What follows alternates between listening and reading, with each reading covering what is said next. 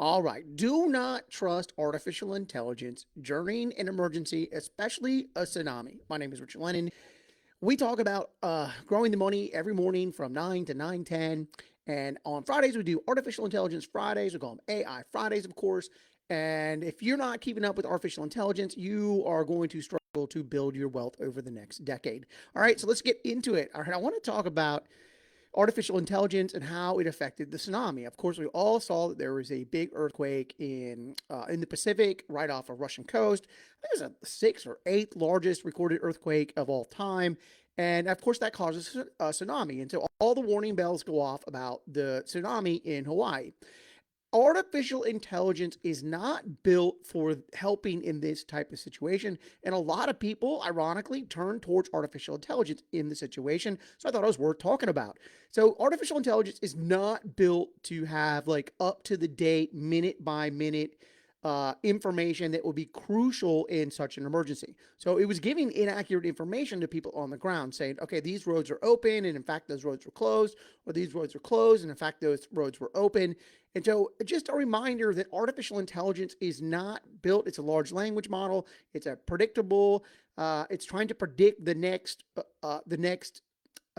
token in its chain, and that's what it's really trying to do.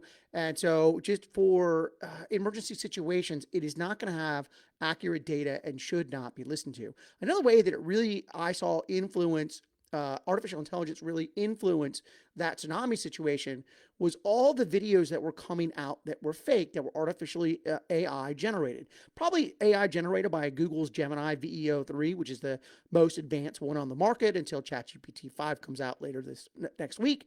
So, but what I saw was that people were posting videos about things that look real using artificial intelligence that were not, in fact, real. So, like having a tsunami come in and wiping out towns. It was able to be very accurate and it looked very real. And you can imagine if you were in Hawaii at this time and you were watching social media and you saw these videos of these waves coming in and wiping out these towns, what kind of panic that would have caused. And yes, the social media companies, they try to shut that stuff down, but that doesn't mean that it doesn't come up in your feed, because I promise you it came up in my feed several times. One of them that I thought was particularly well done was there was a viral video of a large group of fairly young people standing on top of a hill looking over at the water coming in and rushing into the town. Now, we all know that tsunami didn't really come in and do a whole lot of damage. And thankfully, I mean, that's a great thing. I don't think there was any long-term damage or life lost in Hawaii, but it was a viral video of, I think it was a young lady who was filming above and was showing the water coming in. And then the AI video came after. Maybe it came like an hour later, and it had that same approximate scene. You had to like watch them back to back to realize that they were a little bit different. But clearly, someone had watched the first scene, made a prompt, and adopted that video so it looked like a tsunami wave came in and kind of crushed over that town. And it looked very real, and it certainly confused a bunch of people until finally people started coming in the chat saying, hey, this is not real, this did not happen. But it's an example of how artificial intelligence will really interject itself in a negative way, and it's at these times of emergencies, which of course are so crucial with information.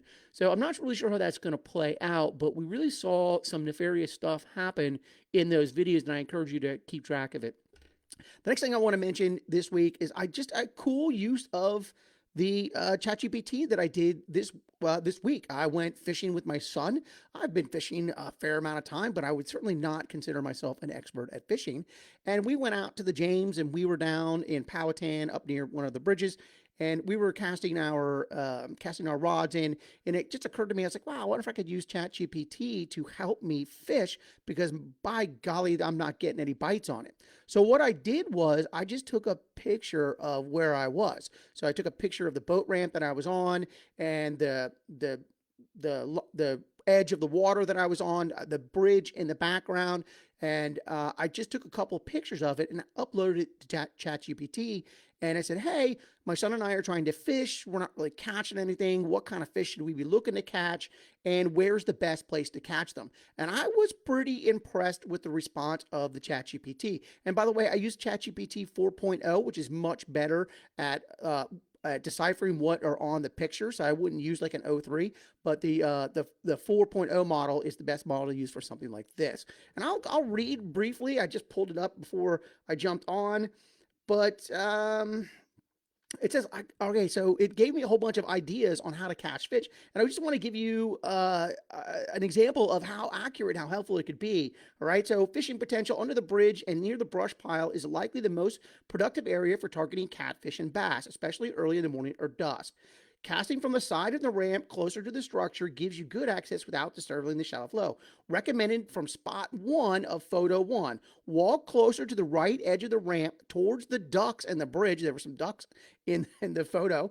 And cast diagonally upstream towards the brush pile and shadowed water under the bridge. So it really did give me some very helpful, very specific, very accurate information on how I could catch a fish with my son. I thought that was pretty cool seeing it do that. And I just wanted to spark some ideas that you could take pictures, throw it in that ChatGPT 4 and ask it about the world around you in some of the scenarios or some of the suggestions.